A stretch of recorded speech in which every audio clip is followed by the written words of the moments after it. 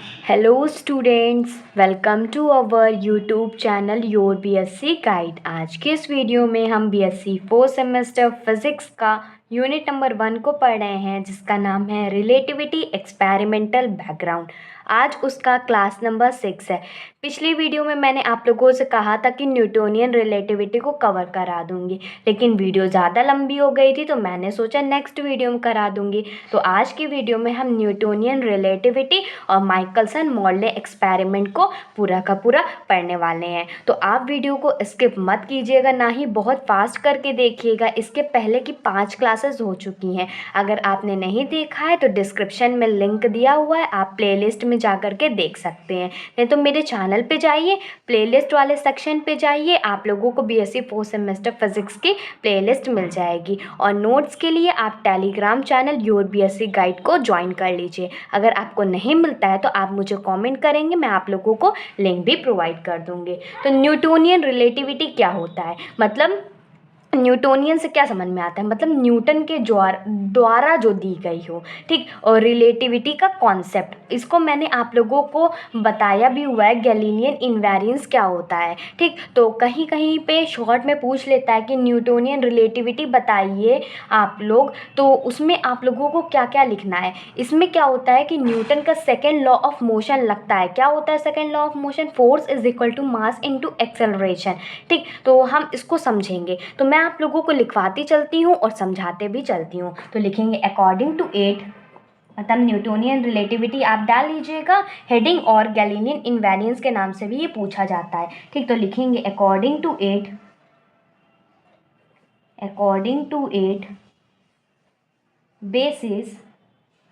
Basic laws of physics are identical in all inertial frames। इसमें कह रहा है कि न्यूटोनियन रिलेटिविटी का जो कॉन्सेप्ट है वो कहता है कि जो बेसिक लॉज ऑफ फिज़िक्स होते हैं, मतलब जो फंडामेंटल लॉज ऑफ फिज़िक्स होते हैं, are identical in on inertial frame. वो सब के सब आइडेंटिकल होते हैं, या कह सकते हो कि सब का सब सेम होते हैं सारे इनर्शियल फ्रेम में। फिर इसमें आगे लिखेंगे Newton's second law of motion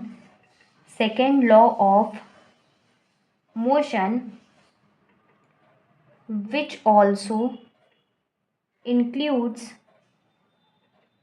the first law is the real law is the, इसको फर्स्ट पॉइंट मान लीजिएगा, इसको सेकंड पॉइंट मान लीजिएगा, is the real law of motion.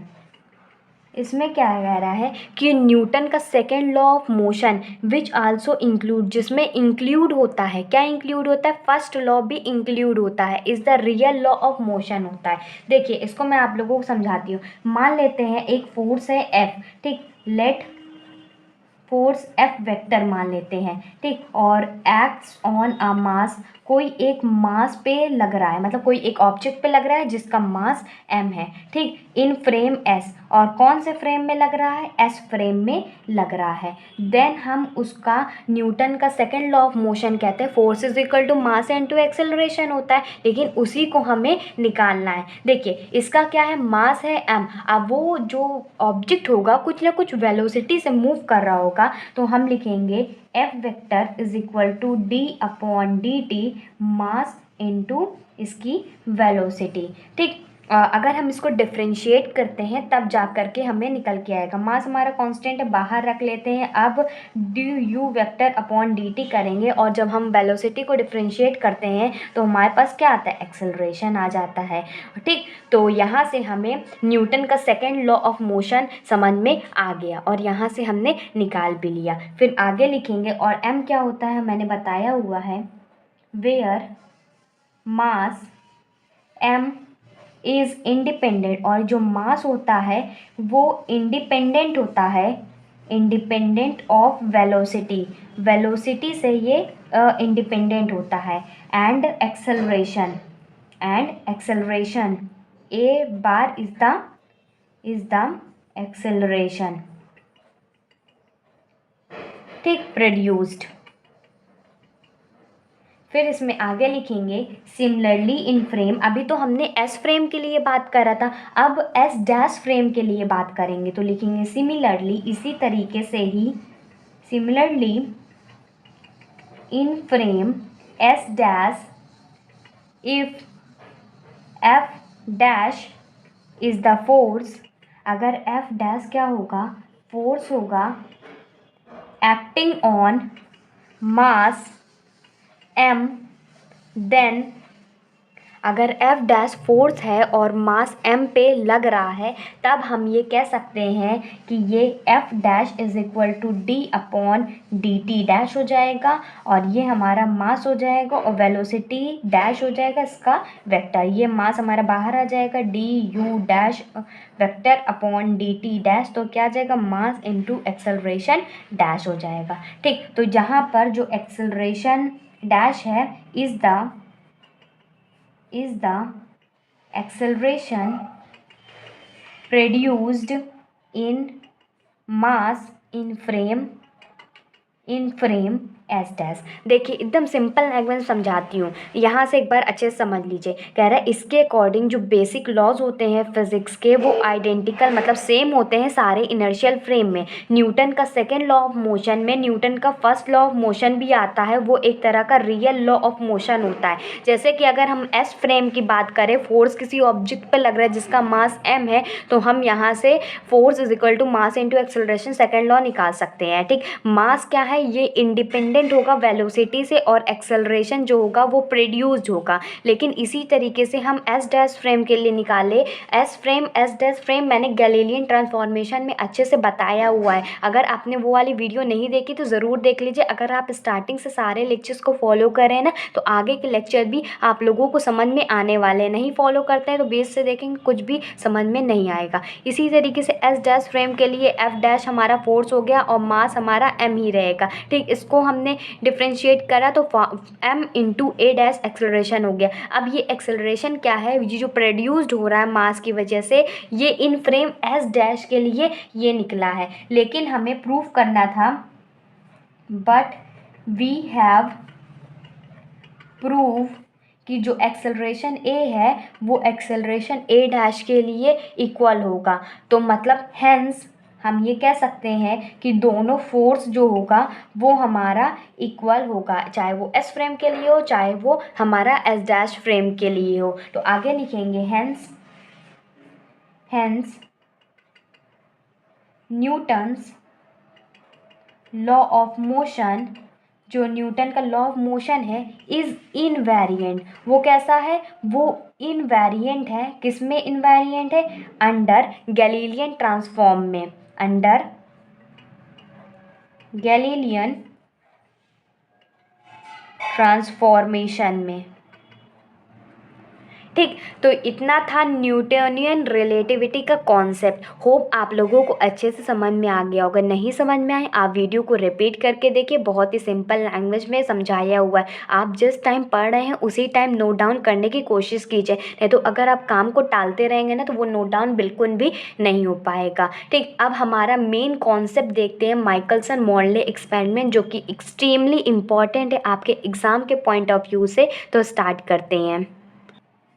अब नेक्स्ट हेडिंग डालेंगे माइकलसन मोर्ले एक्सपेरिमेंट, जो कि मोस्ट इम्पॉर्टेंट है एग्ज़ाम के पॉइंट ऑफ व्यू से। सबसे पहले मैं आप लोगों को इसका डायग्राम बताती हूँ, फिर इसका पूरी थ्योरी लिखवाऊंगी और इसका क्या है पूरा छोटा सा डेरिवेशन है टाइम का निकालने का, उसको भी कराऊंगी। फिर नेगेटिव रिजल्ट भी हम लोग इसमें देखेंगे, ठीक। अगर ज़्यादा बड़ी हो जाएगी तो नेगेटिव रिजल्ट मैं आप लोगों को नेक्स्ट वीडियो में करा दूँगी, लेकिन आज की वीडियो में पूरा का पूरा माइकलसन मोर्ले एक्सपेरिमेंट का पूरा डायग्राम, उसकी थ्योरी, उसका जो कॉन्सेप्ट है बेसिक कह सकते हो कि इसमें मैथमेटिकल जो प्रूफ आता है उसको भी मैं आप लोगों को करा दूंगी। सबसे पहले यहाँ से समझिए क्या होता है माइकलसन मोर्ले एक्सपेरिमेंट, ठीक। तो सबसे पहले इसमें क्या करते हैं, हम एक सोर्स लेते हैं। सोर्स क्या होता है कि मतलब जहाँ से लाइट प्रोड्यूस हो रही है।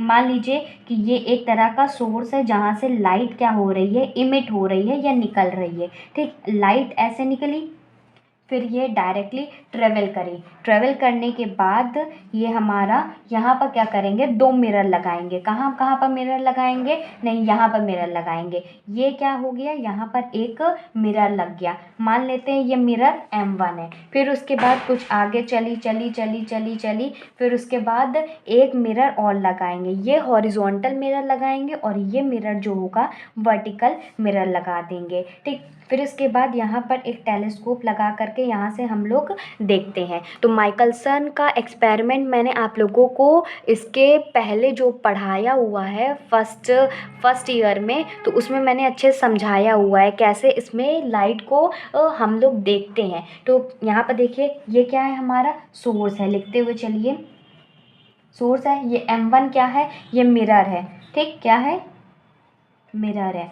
और ये क्या है, M2 भी ये मिरर है, MIRR। ठीक, ये मिरर है। तो यहाँ से जो लाइट सोर्स है ये निकल रही है। अब यहाँ पर हम लोग क्या करेंगे, एक प्लेट लगाएंगे। कैसी प्लेट लगाएंगे, इंक्लाइंड प्लेट लगाएंगे। ठीक, तो मान लेते हैं इस प्लेट को P मान लेते हैं। ठीक, इंक्लाइंड प्लेट लगा दिया। तो इसके थ्रू क्या होगी, कुछ लाइट रे जो होगी रिफ्लेक्ट हो जाएगी और कुछ लाइट रे रिफ्रैक्ट हो जाएगी। मान लेते हैं कि ये लाइट यहाँ से आई, फिर ये ऊपर हमारी चली गई। जाने के बाद मिरर लगाए, मिरर से भी तो लाइट वापस आ जाएगी ना, वापस आएगी कि नहीं आएगी। फिर ये लाइट रे धीरे धीरे धीरे धीरे चली, फिर उसके बाद ये मिरर है, मिरर से टकराई, फिर ये वापस आ गई। अब यहाँ पर देखिए ये प्लेट तो लगाया था, अब क्या कर रहा है कि जो हमने पढ़ा हुआ है यहाँ पर टेलीस्कोप पे तो ऑब्जर्व होगी। अब इस मिरर को थोड़ा सा शिफ्ट कर लेते हैं। मान लेते हैं ये मिरर, जैसे कि हम रास्ते में चलते रहते हैं, तो अगर हम कोई बॉल लिए हैं तो उसको उछालेंगे, तो वो चलते चलते उछालेंगे तो वो आगे की तरफ जा कर के गिरेगी कि नहीं गिरेगी।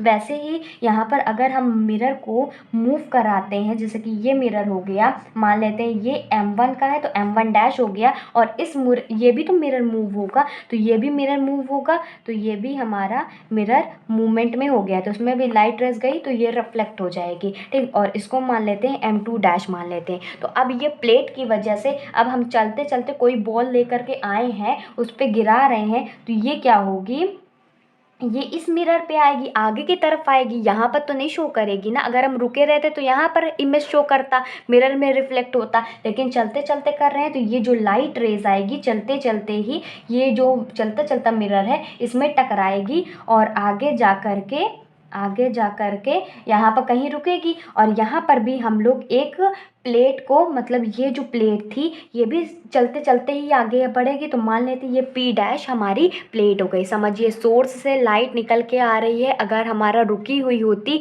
तो हमें ये जो मिरर लगाए थे तो यहाँ लाइट रे रिफ्लेक्ट होकर के इससे रिफ्लेक्ट होती, मिरर से रिफ्लेक्ट होकर यहाँ पर होती, और फिर आगे जा कर के इसमें रिफ्लेक्ट होती, फिर इससे रिफ्लेक्ट होती, और फिर ओवर और जा कर के हमें यहाँ पैटर्न ऑब्जर्व होता। लेकिन हम ये काम माइकलसन मोरले एक्सपेरिमेंट का काम था कि वेव थ्योरी ऑफ लाइट को बताने का तो था ही, साथ ही साथ इसमें ये भी कहा गया था कि अगर मूवमेंट करते टाइम इसमें एक ईथर का कॉन्सेप्ट लेकर के आया था कि अगर कोई मटेरियल बॉडी है मूव कर रही है स्पेस में, तो उसमें एक तरह का ईथर जो होगा वो प्रोड्यूस्ड होगा। ठीक, उसी को परफॉर्म करने के लिए इसका फेमस एक्सपेरिमेंट को वो किया गया था। तो मान लेते ये मूव करते करते इससे टकराई थी और फिर ये जा कर के आई थी, इसको हम एक सीधी लाइन से मान लेते हैं।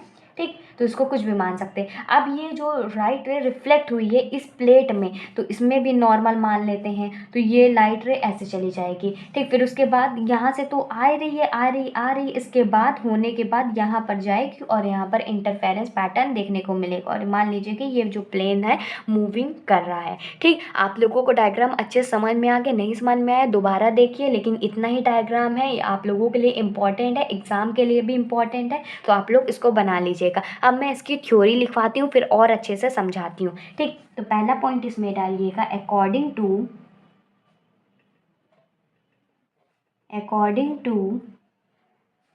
Wave theory of light,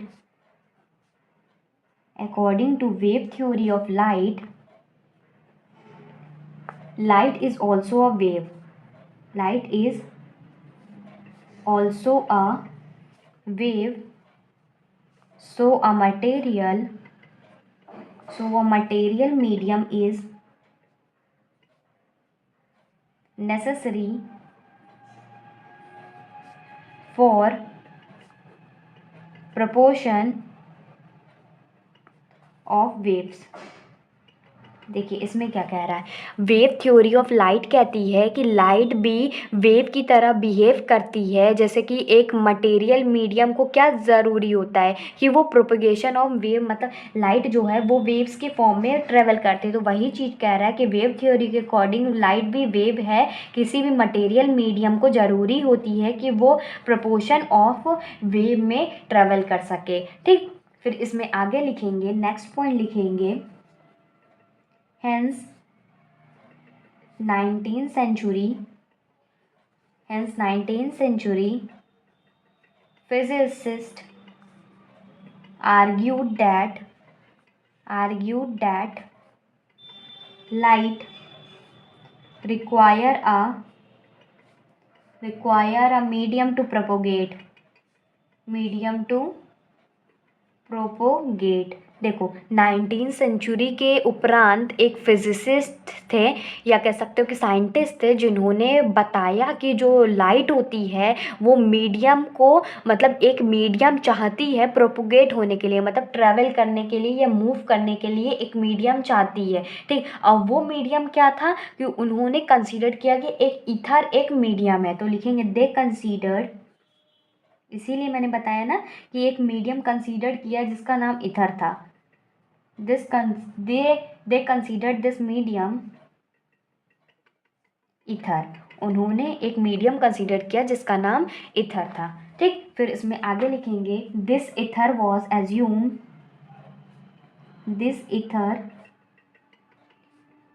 assumed to fill all the space even vacuum. इसमें कह रहे हैं यही जो ईथर था ये मान लिया गया, इसको एज्यूम कर लिया गया कि जितना भी स्पेस है उसको फिल करने के लिए, या कह सकते हो कि इवन वैक्यूम में भी इसको फिल करने के लिए इसको एज्यूम कर लिया गया। तो लिखेंगे आगे, the experimental observation of light showed that this ether must be stationary। ठीक, मतलब यही जो एक्सपेरिमेंटल ऑब्जर्वेशन था लाइट का, ये बताता है कि ईथर को स्टेशनरी होना चाहिए था। ठीक, ये माइकलसन मोर्ले एक्सपेरिमेंट काफ़ी ज़्यादा इंपॉर्टेंट था, तो आप लोगों को समझ में आना ही चाहिए। देखिए मैंने आप लोगों को यहाँ पर डायग्राम अच्छे से समझा दिए कि सोर्स से लाइट निकलती है, अगर ये मूव कर रहा है प्लेन तो ये हमारे आगे जा कर के राइट रिफ्लेक्ट होती है, मतलब टकराती है, और फिर उसके बाद ये भी प्लेन मूव हो रहा होगा तो इसी तरीके से मिरर भी मूव हो रहा होगा, तो इस तरह इसका डायग्राम बनेगा। ठीक, और स्टार्टिंग में कहा गया था कि वेव थ्योरी ऑफ लाइट के अकॉर्डिंग जो लाइट होती है वो वेव की तरह बिहेव करती है, किसी को एक मीडियम चाहिए होगा उसको प्रोपोगेट करने के लिए। ठीक, तो वो जो मीडियम था 19th सेंचुरी में फिजिस्ट ने वो मीडियम ईथर माना। ठीक, तो उस ईथर को एज्यूम किया गया कि पूरा का पूरा स्पेस में, या कह सकते हो इवन वैक्यूम में भी उसको फिल किया जाए, और एक्सपेरिमेंटल ऑब्जर्वेशन ऑफ लाइट से ये बताया गया कि ईथर को स्टेशनरी होना चाहिए। ठीक, फिर इसमें आगे लिखेंगे, सो ईथर वॉज, अगर आप लोगों को समझ में आ जाएगा ना तो आप लोग खुद से बना करके भी लिख लोगे। So ether was considered to be an excellent stationary medium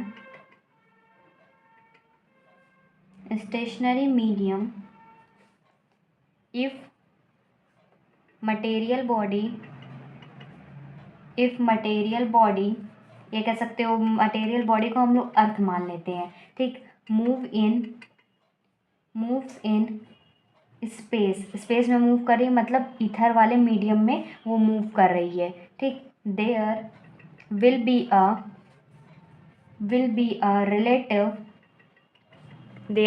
a relative motion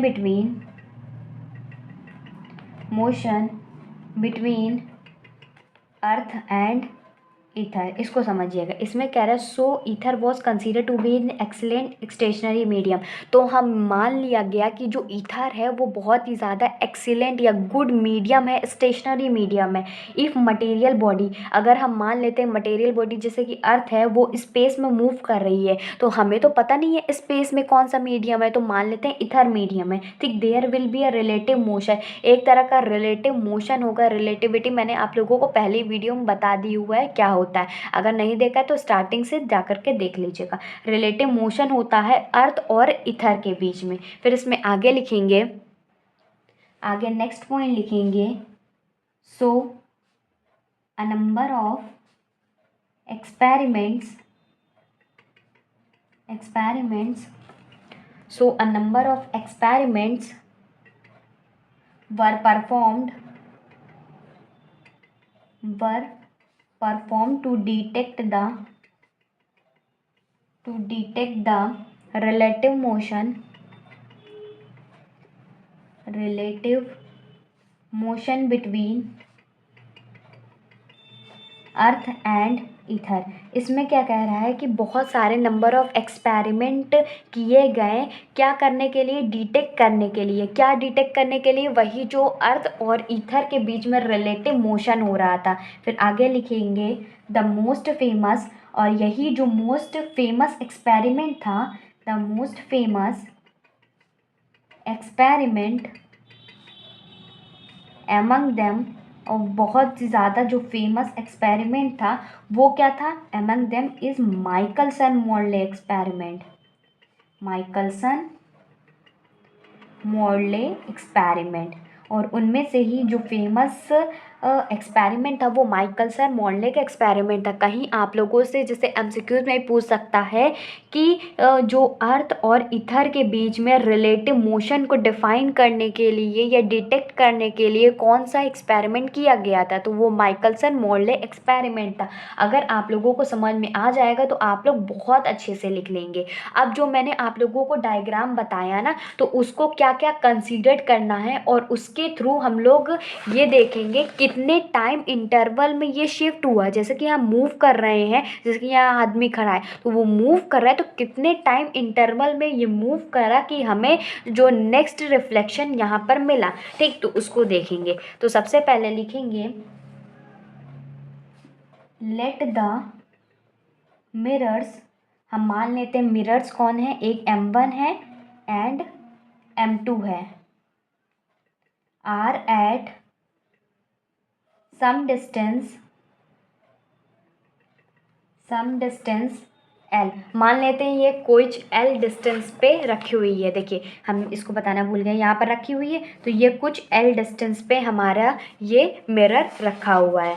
ठीक, फिर उसमें आगे लिखेंगे फ्रॉम M से, फ्रॉम M।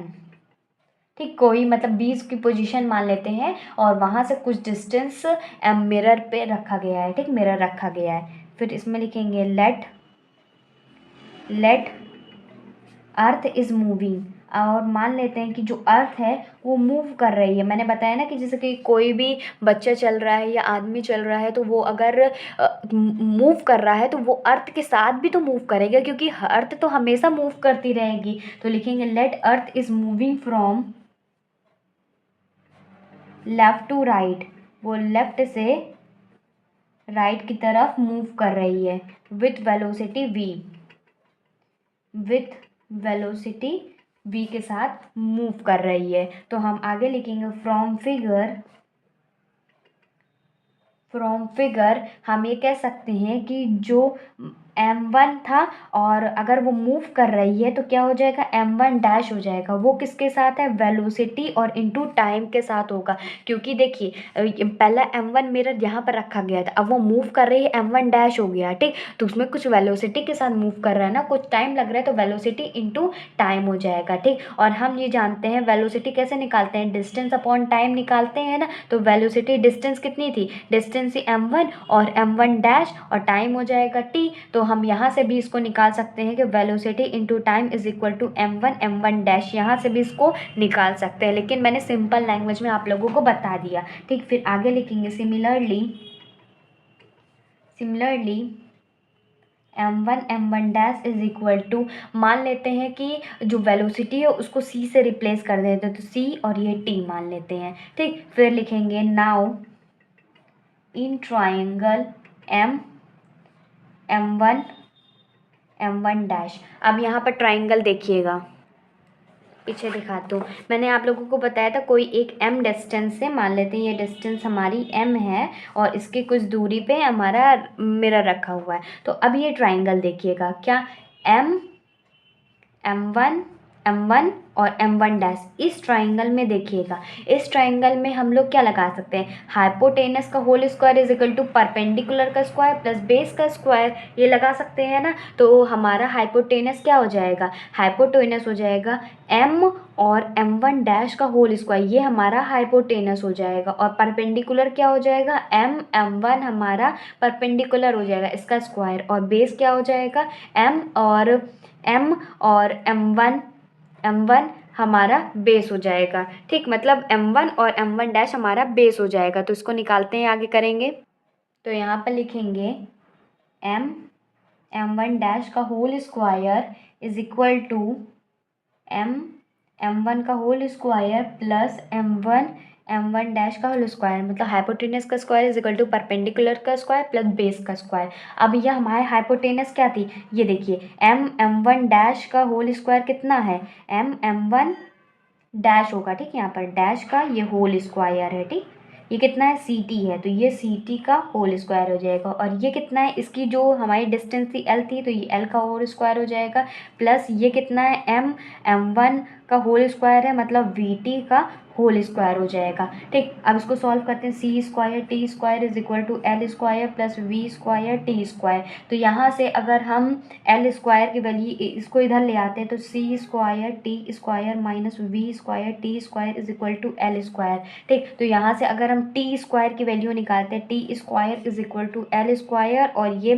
कॉमन ले लेंगे ना, तो C square minus V square, और कॉमन में टी स्क्वायर आ जाएगा, तो टी स्क्वायर निकालेंगे तो नीचे क्या आ जाएगा, सी स्क्वायर माइनस वी स्क्वायर आ जाएगा। तो यहाँ से क्या आ जाएगा, टी की वैल्यू नहीं, देखिए अभी यहाँ से और भी कॉमन ले लेते हैं, क्या आ जाएगा, एल का स्क्वायर तो एज इट इज़ रहेगा, यहाँ पर सी स्क्वायर को कॉमन ले लेते हैं, तो ये अंदर बचेगा 1, और यहाँ से कॉमन लिए तो 1 upon B square upon C square बन जाएगा। तो हमारे पास जितना टाइम लग रहा है, टाइम कितना लग रहा है, वो एल अपॉन, अब स्क्वायर हटा देंगे तो ये क्या हो जाएगा, सी अंडर रूट लगेगा, तो ये सी हो जाएगा, और ये हमारा अंडर रूट में 1 minus B square by C square, इतना हमारा जो है टाइम लग रहा है। और ये कब टाइम लग रहा है, ये टोटल टाइम है, देखिए ये इनिशियल वाला टाइम है, मतलब इसमें जितना टाइम लग रहा है एक मूवमेंट के लिए। अब हम लोग निकालेंगे कि अगर हमारा कहाँ से मूव कर रहा है, m से हमारा m1 डैश में मूव कर रहा है, तो ये हमारा टाइम क्या होगा, या m से m1 में मूव कर रहा है तो ये हमारा टाइम क्या होगा, जितना वो मूवमेंट हो रहा है। तो ये तो हमें टोटल टाइम मिल गया था,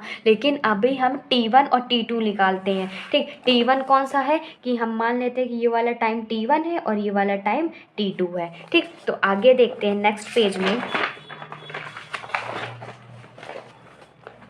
नेक्स्ट पेज में लिखेंगे hence total time taken by beam 1 in traveling from m से m1 डैश और फिर m1 के लिए वो कितना हो जाएगा, वो t1 हो जाएगा। ठीक, और ये हमारा कितना है, अगर हम t1 निकालेंगे तो वो 2 और t से मतलब t में 2 से मल्टीप्लिकेशन कर देंगे, तो t हमारा कितना निकल के आता है, l upon C under root में 1 minus V square by C square. ठीक, इतना निकल के आ गया, 2 से मल्टीप्लिकेशन कर दिया, तो हमारा ये t1 टाइम निकल के आ गया। फिर आगे लिखेंगे द बीम, जितनी चीज़ें लिखवा रही उतनी ही चीज़ें आप लोगों को लिखनी है, इम्पॉर्टेंट भी है, तो जितना मैं करा रही उतना ही करिएगा। नहीं समझ में आ रहा है 2-3 बार रिपीट करके देखिए, फिर कॉपी में लिख लीजिए, फिर अच्छे से समझने की कोशिश कीजिए। ऐसे बहुत सिंपल लैंग्वेज में लिखवा रही हूँ। The beam to move towards mirror M2 when beam travels from M2 M2 है, ठीक। then relative velocity will be c minus v, and when this beam travels from M2 to M, अभी समझाती हूँ, पहले लिख लीजिए, then its relative velocity will be c plus v, then total time taken will be T2 में कितना हो जाएगा, L upon C minus V plus L upon C plus V is equal to L, इसमें से LCM ले लेंगे तो C minus V और C प्लस वी हो जाएगा, तो ये C plus V plus C minus V हो जाएगा। पहले इतना समझिए, इसमें क्या रहा था, हमने तो टाइम T1 निकाली है जो M से M1 डैश से M1 तक जा रही थी, इतना निकाला है। The beam to move towards mirror M2, ये जो बीम है मतलब जो लाइट की बीम है, लाइट रेज है, ये कह सकते हो बीम ऑफ लाइट है, वो मिरर M2 की तरफ जा रही है। When beam travel from M to M2, मतलब मिरर से लेकर के जो बीच वाला पॉइंट है, ये M पॉइंट से लेकर के ये M2 तक जब हमारी जा रही, अभी तो ये मूव हो रहा था, अब यहाँ पर भी तो आगे भी तो बढ़ेगी, M2 में जा रही होगी, तो जो रिलेटिव वेलोसिटी थी, ठीक, वो c माइनस वी हो जाएगी। देखिए टोटल में से मतलब जैसे सी टी थी, तो अब यहाँ पर वेलोसिटी v के साथ तो मूव कर रहा है, लेकिन कुछ रिफ्लेक्शन के बाद भी मूव कर रहेगा, तो टोटल में से c में से v को माइनस कर देंगे, ठीक, वो कितना हो जाएगा, c माइनस वी हो जाएगा। जब बीम ट्रेवल करेगी फ्रॉम M2 से M, अब उल्टी आ रही है, तो उल्टी आने के लिए क्या होगा कि c प्लस वी हो जाएगा, मतलब वो जो c था उसमें v को भी प्लस कर देंगे, तभी जा करके हमारा ये निकल के आएगा। देन टोटल टाइम टेकन, अब उसके लिए जब जा रही है फिर आ रही है, उसके लिए जो टाइम होगा वो T2 होगा, तो वो कितना हो जाएगा, लेंथ कितनी थी L और डिवाइडेड बाई पहले जाने के लिए c माइनस वी, उसमें प्लस करेंगे L, फिर वापस आने के लिए c प्लस वी, तो इसको करेंगे, तो इसको आगे सॉल्व कर देंगे, इसका एलसीएम ले लिया, फिर उसके बाद इसको सॉल्व करेंगे, यहाँ से देखिए v से v कैंसल आउट हो गया, ठीक। तो यहाँ से हम T2 की वैल्यू निकाल लेंगे, जो कि आ जाएगा 2LC upon C square minus V square, ठीक, मतलब a माइनस बी और a प्लस बी की आइडेंटिटी लगा दी, तो a square minus B square होता है ना, तो वही c square minus V square, ठीक। इसको सॉल्व करते हैं, 2LC, अगर इसमें से c स्क्वायर को कॉमन ले लेते हैं, 1 minus V square upon C square आ जाएगा, तो एक c स्क्वायर मतलब एक c में से एक c को कैंसिल आउट कर देंगे, तो हमारे पास T2 कितना आ जाएगा, 2L upon C under root में 1 minus V square by C square आ जाएगा, ठीक। अंडर रूट में नहीं आएगा, सॉरी, ये ब्रैकेट में आ जाएगा, अंडर रूट में नहीं आएगा, वो हमारा T1 आया था अंडर रूट में, इतना याद रखिएगा, ठीक। ये हमारा टाइम 2 निकल के आ गया। टाइम 1 किसके लिए था कि जो मिरर से हमारा जो मिरर शिफ्ट हो रहा था उसके लिए बीम 1 के लिए था, और बीम 2 के लिए टाइम 2 निकल के आए जब हमारे आगे मिरर की तरफ जा रही थी। तो अब इसका टाइम डिफरेंस निकालना है, तो टाइम डिफरेंस निकालने के लिए T2 में से T1 को माइनस कर देंगे, तो हमें इसका जो हमारा टाइम डिफरेंस निकल के आएगा उसको आगे देखते हैं नेक्स्ट पेज में। तो लिखेंगे हेंस टाइम डिफरेंस, अगर आप इसके नोट्स चाहते हैं ना तो टेलीग्राम चैनल को ज़रूर ज्वाइन कर लीजिएगा, ठीक। मैं आप लोगों को फिज़िक्स, केमिस्ट्री और मैथमेटिक्स तीनों सब्जेक्ट पढ़ाती हूँ, पूरा कोर्स पढ़ाती हूँ, फ्री ऑफ कॉस्ट रहेगा, सारे यूनिट की detail lecture, important question answer सब कुछ रहेगा, ठीक। अब इसका टाइम डिफरेंस निकालते हैं, hence time difference will be delta T हो जाएगा, जो कि होगा T2 में से T1 टाइम को माइनस कर देना। T2 टाइम कितना था, 2L अपॉन सी और ब्रैकेट में 1 minus V square by C square. ठीक, फिर माइनस कर देंगे 2l अपॉन सी, और ये हमारा अंडर रूट में था 1 minus V square by C square. तो इसमें से क्या कॉमन आ रहा है, 2l अपॉन सी को कॉमन आ रहा है और इसको ऊपर ले जाते हैं तो 1 minus V square by C square का इन्वर्स हो जाएगा, और उसमें से इसको भी ऊपर ले जाते हैं तो ये हो जाएगा 1 minus V square by C square की पावर हाफ हो जाएगा। ये अंडर रूट में है, ये अंडर रूट में नहीं है। ठीक, इसीलिए ये -1 गया और इसका ये -12 गया। ठीक, अब यहाँ पर क्या लगेगा, यहाँ पर बाइनोमियल थ्योरम लगेगा। ठीक, तो लिखेंगे ऑन अप्लाइंग, और मैंने कई बार आप लोगों को बाइनोमियल थ्योरम अच्छे से बता दिया हुआ है। नहीं देखा हुआ है तो फर्स्ट ईयर में जा कर के देख लीजिए, मैंने बाइनोमियल थ्योरम अच्छे से क्लियर भी कराया हुआ है। ऑन अप्लाइंग बाइनोमियल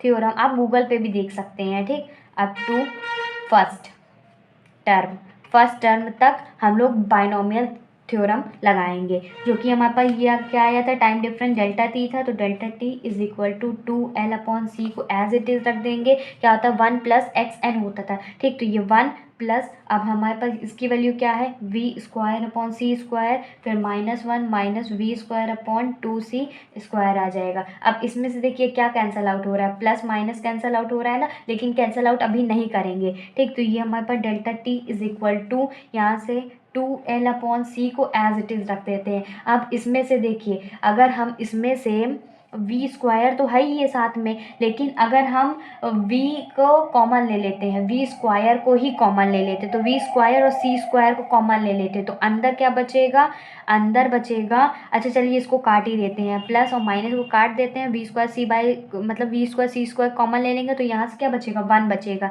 ठीक, और यहाँ से क्या बचेगा, -12 बचेगा। ठीक, तो इसको कैंसिल कर दिए, कैंसिल करने के बाद आगे इसको सॉल्व करते हैं तो ये हो जाएगा delta T is equal to 2l V square by C cube, और ये हमारा कितना आ जाएगा, ये हाफ हो जाएगा। ठीक, तो ये कितना आ जाएगा हमारा, ये l V square by C cube, cube देखिए 2 और 2 से कैंसिल आउट हो गया।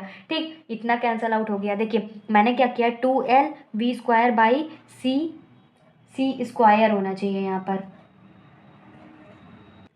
नहीं सी क्यूब ही होगा। देखिए सी और ये सी क्यूब हो जाएगा। ठीक, और ये एल वी स्क्वायर होगा, 2 से 2 कैंसिल आउट हो गया, तो हमारे पास जो टाइम डिफरेंस निकल के आया वो कितना आया, एल वी स्क्वायर अपॉन सी क्यूब। ठीक, इतना समझ में आ गया। अब टाइम डिफरेंस तो निकल गया, क्या आ गया, क्वेश्चन में भी पूछेगा कि आप टाइम निकाल के बताइए, और इसका पाथ डिफरेंस भी पूछता है। ठीक, तो उसका पाथ डिफरेंस भी निकालते हैं। ठीक, ये वीडियो थोड़ी सी लंबी ज़रूर हो जाएगी, लेकिन आज की वीडियो देखने के बाद कहीं भी आप लोगों को माइकलसन मोरले एक्सपेरिमेंट पूरा का पूरा कहीं भी और देखने की ज़रूरत नहीं पड़ेगी, क्योंकि बहुत सारे टीचर ने इसको अलग अलग जगह कराया हो, मतलब थोड़ा सा इस पार्ट में, थोड़ा सा अलग पार्ट में, थोड़ा सा अलग पार्ट में, तो मैंने देखा भी हुआ है। लेकिन मैंने ऑब्जर्व किया हुआ है कि मैं आप लोगों को एक ही वीडियो में पूरा माइकलसन मोरले एक्सपेरिमेंट करा दूं, ताकि आप लोगों को कोई भी दिक्कत ना हो। इसी में टाइम डिफरेंस, इसी में पाथ डिफरेंस, और इसी में आप लोगों को बताऊंगी कि जो पाथ डिफरेंस हमारा निकल के आता है तो उसमें कितनी वैल्यू का कितनी वैल्यू की कमी रहती है कि उसके अकॉर्डिंग ही आता है। ठीक, तो इसमें आगे लिखेंगे हेंस कॉरस्पॉन्डिंग पाथ डिफरेंस,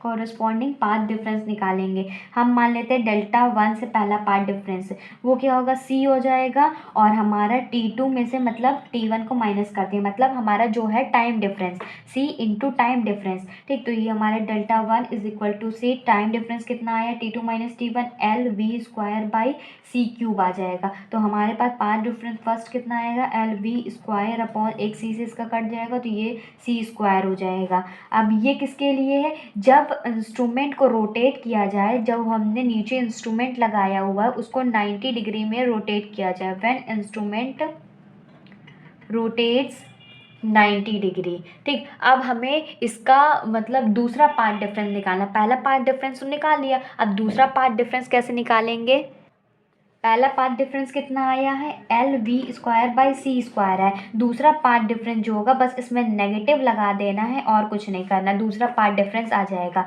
इसमें आगे लिखेंगे हेंस रिजल्टेंट, अगर इसका हम रिजल्टेंट निकालें या इसका डिफरेंस निकालें, पार्ट डिफरेंस का ही डिफरेंस निकालें, तो वो हो जाएगा del is equal to del one में से डेल टू को माइनस करना, तो वो आ जाएगा L V square upon C square, minus करना है minus L V square by C square को। तो मैम डेल की वैल्यू क्या आ जाएगी, 2 LV square upon C square. ये हमारा रिजल्टेंट पार्ट डिफरेंस निकल के आ जाएगा। अगर हम इसको रिप्लेस कर दे लैम्डा से तो लिखेंगे if lambda be the wavelength.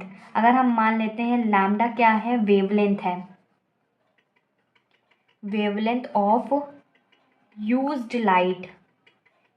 Light की वेवलेंथ है, देन हमें जो फ्रिंजेस मिलेगी या जो हम शिफ्ट कह सकते हैं तो लिखेंगे देन फ्रिंज शिफ्ट, जो हमें मतलब जैसे जैसे चलते जा रहे हैं तो वो शिफ्ट होते होते हमें जो फ्रिंजेस मिलेंगी उसको डेल्टा एन से डिनोट करते हैं, और ये होता है डेल्टा अपॉन लैम्डा। तो हमारे पास डेल्टा एन, डेल्टा की वैल्यू क्या है, 2LV square by C square, और नीचे क्या है, लैम्डा है, मतलब लैम्डा से मल्टीप्लिकेशन हो गया। अब इसमें देखिए ये काफ़ी ज़्यादा इंपॉर्टेंट है, अगर आपका MCQs पेपर होता है या रिटन पेपर होता है तो प्रूव करके बताना होगा कि ये कहाँ से आया। सबसे पहले आप लोग क्या निकालेंगे, टाइम डिफरेंस के बाद पाथ डिफरेंस का फिर उसके बाद रिजल्टेंट लेंगे, रिजल्टेंट के बाद delta N is equal to del upon lambda निकालेंगे, तभी जा करके हमें ये वैल्यू निकल के आएगी। और इसमें जो लेंथ होती है वो 11 मीटर की होती है, लैम्डा जो होता है वो 5500 एंगस्ट्रॉम होता है, या मीटर में कन्वर्ट करें तो ये होता है 5.5 इंटू 10⁻7 मीटर में होता है।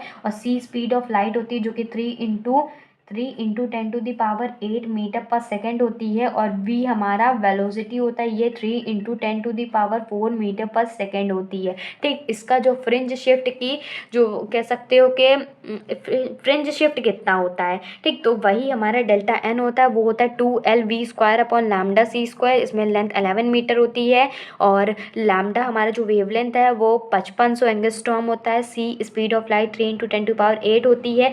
अब ये सारी वैल्यू को इसमें रख देते हैं, इसमें रखने के बाद जो हमारे पास डेल्टा एन की वैल्यू आएगी वो 0.4 निकल के आएगा। जब ये सारी वैल्यू को इसमें रख देंगे तो हम इससे दो कंक्लूजन निकाल सकते हैं। क्या निकाल सकते हैं, तो लिखेंगे दिस डिस्प्लेसमेंट भी बोल सकते हैं ना, क्योंकि शिफ्ट हो रहा है ना एक जगह से। This displacement of fringe could be detected very easily by Michelson-Morley experiment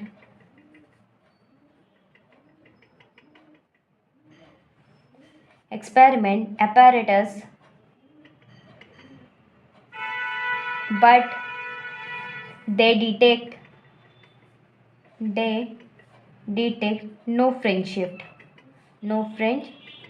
इसमें क्या रहा है, दिस डिस्प्लेसमेंट ऑफ फ्रिंज, जो ये डिस्प्लेसमेंट है फ्रिंज का, could be detected very easily, ये इसको बहुत ही ईजिली डिटेक्ट कर सकते हैं माइकलसन मोर्ले एक्सपेरिमेंट के apparatus से, but they detect no fringe shift, मतलब लेकिन ये डिटेक्ट नहीं कर सकता कोई भी फ्रिंज शिफ्ट को। ये तो आप लोगों को समझ में नहीं आ रहा होगा कि मतलब माइकलसन मोर्ले एक्सपेरिमेंट से इसके डिस्प्लेसमेंट ऑफ फ्रिंज को डिटेक्ट कर सकते हैं, लेकिन इसमें जो फ्रिंज शिफ्ट हो रहा है, मतलब जो शिफ्ट हो रहा है उसको नहीं हम निकाल सकते हैं। ठीक, उसका जो डिस्प्लेस हो रहा है एक जगह से दूसरे जगह वो हम निकाल सकते हैं। ठीक, इसमें आगे लिखेंगे this indicate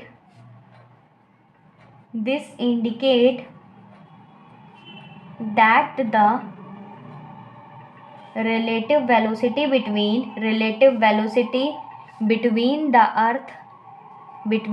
earth and ether is 0। हमें इससे क्या नज़र, मतलब डेल्टा एन की वैल्यू जो है 0.4 निकल के आई, तो ये हमें इंडिकेट करता है कि हमें रिलेटिव वेलोसिटी जिसके लिए हम पूरा तामझाम करे हैं अर्थ और इथर के बीच में, वो हमारी 0 ही आई। तो होप आप लोगों को पूरा का पूरा माइकलसन मोर्ले एक्सपेरिमेंट समझ में आ गया होगा, उसका टाइम और टाइम डिफरेंस समझ में आ गया होगा, पाथ और पाथ डिफरेंस, और इसका हमारा फ्रिंज शिफ्ट अच्छे से समझ में आ गया होगा। ठीक, अब आप लोगों को क्या करना है, इस वीडियो में लाइक और कमेंट करना है। ठीक, ताकि मैं आप लोगों को नेक्स्ट वीडियो जल्दी से जल्दी प्रोवाइड कर सकूं। और इस वीडियो में 50 लाइक्स और 50 कमेंट्स होने चाहिए। ठीक, मैं आप लोगों को समझा रही हूँ, अच्छे से पढ़ा रही हूँ, तो आप लोगों का भी फ़र्ज़ बनता है कि मुझे मोटिवेट करें। तो आप लोगों को पैसा देने की कोई भी ज़रूरत नहीं है, पैसा मैं मांग ही नहीं रही हूँ, बस आप लोगों को प्यार देना है। कमेंट करिए अगर आप लोगों को समझ में आता है, और लाइक कीजिए। 50 लाइक तो होने ही चाहिए।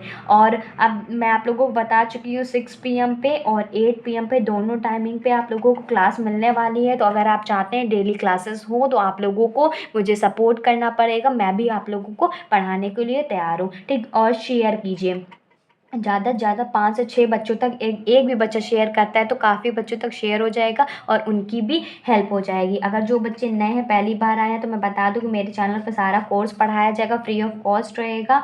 और आप लोग सब्सक्राइब कर लीजिएगा, ज़रूर कर लीजिएगा। और बेल आइकन होता है ना, उसको जब टैप करेंगे ना, तो सबसे ऊपर ऑल का नोटिफिकेशन आता है, तो उस पर जब टैप कर देंगे ना, इससे क्या होगा कि मेरी हर वीडियो की नोटिफिकेशन आप लोगों को आधे घंटे पहले मिल जाएगी। अगर आप नोट्स चाहते हैं तो टेलीग्राम चैनल सबसे पहले इंस्टॉल करना है। कहाँ से? प्ले स्टोर में मिल जाएगा। उसमें अपनी आईडी बनाइएगा अपने नंबर से, देन उसके बाद सर्च कीजिएगा योर बीएससी गाइड और जा कर के ज्वाइन हो जाएगा। कोई भी डाउट होता है, किसी भी तरह का डाउट, एग्जाम से रिलेटेड, करियर से रिलेटेड, आप मुझसे पूछ सकते हैं। ठीक, कमेंट ज़रूर किया, मैं आप लोगों के सारे कमेंट्स को पढ़ती हूँ, रिप्लाई भी करती हूँ। इनफैक्ट मैं जितने अच्छे अच्छे कमेंट्स रहते हैं, जैसे कि बहुत सारे स्टूडेंट मन लगा के पढ़ाई करते हैं, तो वो लोग अपना बताते भी रहते हैं कि आपके वीडियोस हेल्पफुल रहें, और जो मैं पढ़ाती हूँ वो हेल्पफुल ही रहता है। बस आप लोग ट्रस्ट कीजिए, फॉलो कीजिए, तो मैं उनका स्क्रीनशॉट लेकर के कम्युनिटी टैब में भी मेंशन कर देती हूँ। ठीक, अब ज़्यादा से ज़्यादा शेयर कीजिएगा। Goodbye and stay safe.